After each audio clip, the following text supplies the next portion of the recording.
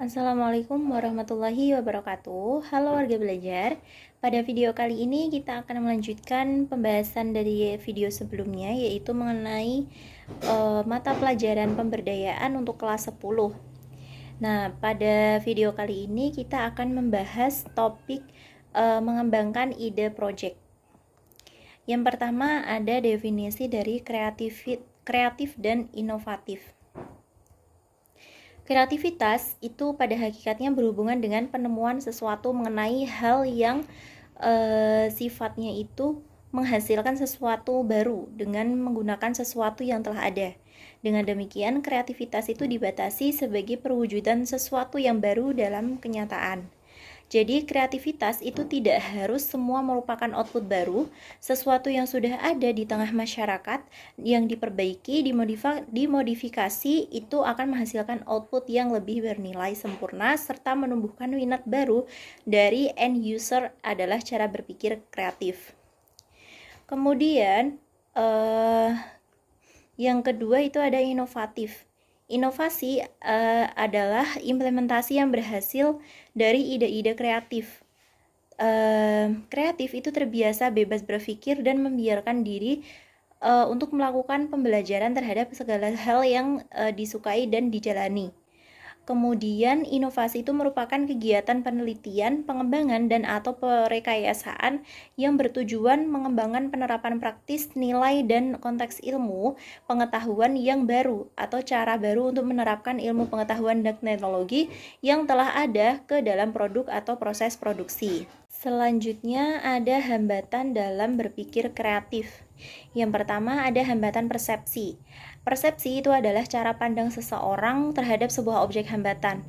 Persepsi itu merupakan hambatan yang membuat manusia itu sulit mempersepsikan masalah atau menangkap informasi yang relevan.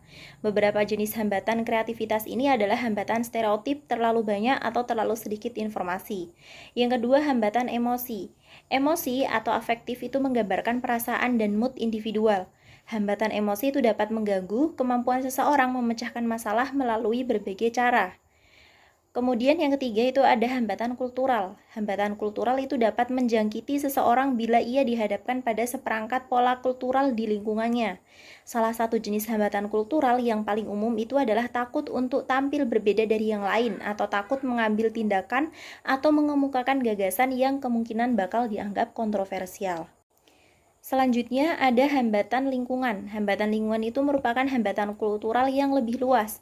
Beberapa elemen penghambatnya itu misalnya tidak ada kerjasama dan rasa saling percaya diri antar tim, alasan bersikap otoriter terhadap atau tidak menghargai pendapat orang lain, kurangnya dukungan untuk mematangkan gagasan dan budaya kebersamaan atau anti persaingan.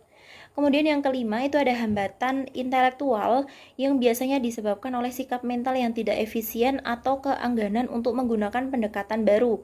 Misalnya, kecenderungan kuat untuk mempertahankan tradisi, menggunakan metode atau cara yang dulu pernah terbukti efektif, tidak mengandalkan logika, enggan menggunakan intuisi, serta terlalu mengendalikan statistik dan pengalaman masa lalu, sehingga gagasan baru itu terlalu cepat diuji secara mental.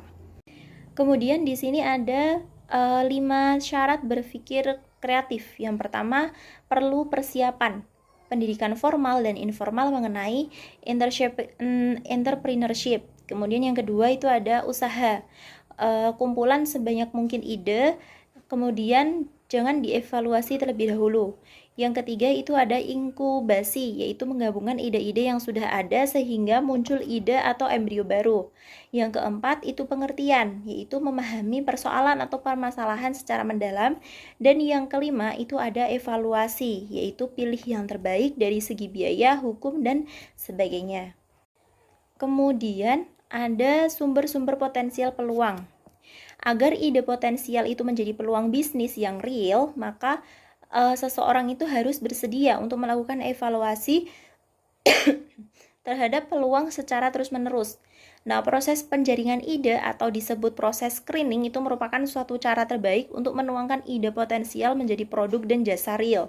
Adapun langkah dalam menjaringan ide itu dapat dilakukan yang pertama dengan menciptakan produk baru dan berbeda.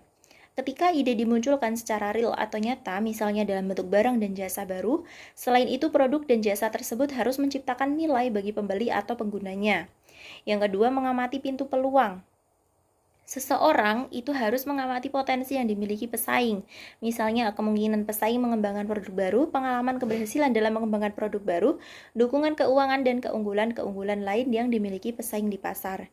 Yang ketiga, itu ada analisis produk dan proses produksi secara mendalam. Analisis ini itu sangat penting untuk menjamin apakah jumlah dan kualitas produk yang dihasilkan itu memadai atau tidak. Kemudian berapa biaya yang dikeluarkan untuk membuat produk tersebut. Apakah biaya yang dikeluarkan itu lebih efisien daripada biaya yang dikeluarkan oleh pesaing.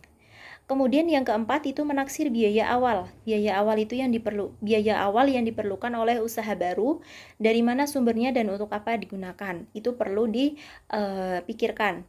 Kemudian yang kelima itu memperhitungkan resiko yang mungkin terjadi, misalnya resiko teknik, finansial, dan pesaing. Resiko pesaing itu adalah kemampuan dan kesediaan pesaing untuk mempertahankan posisinya di pasar.